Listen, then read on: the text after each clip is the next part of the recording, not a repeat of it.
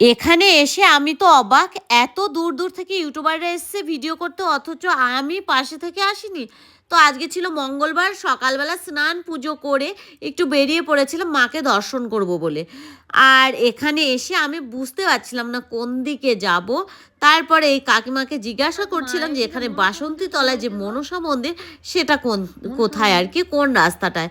তো মাসিমার কথা অনুযায়ী আমি কিন্তু সেই মনসা মন্দির বাড়িতে চলে এসেছিলাম।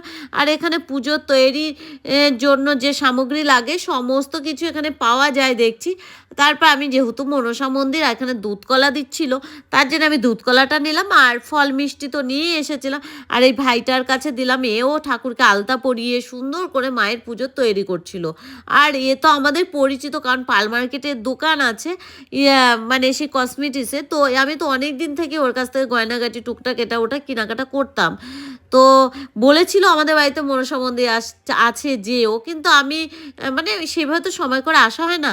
তো আমি আজকে এসেছিলাম, তো বলল যে বৃহস্পতিবারে খুব সুন্দর করে পুজো হয়, প্রতিদিনই হয়, বুধবারে শুধু বন্ধ থাকে। তাই বৃহস্পতিবার করে আমি আবার বৃহস্পতিবারে এসেছিলাম একটু।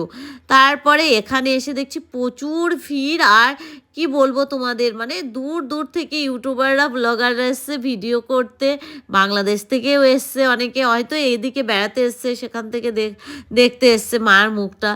তো অনেকে আসছে, দেখো এই দাদা বাংলাদেশ থেকে এসছে, ভালো লাগলো মায়ের মুখটা দর্শন করে। আর সমস্ত ব্লগাররা এখানে নাকি প্রতিদিন প্রতি বৃহস্পতিবারে অনেকে আসে, ভিডিও করে নিয়ে যায়।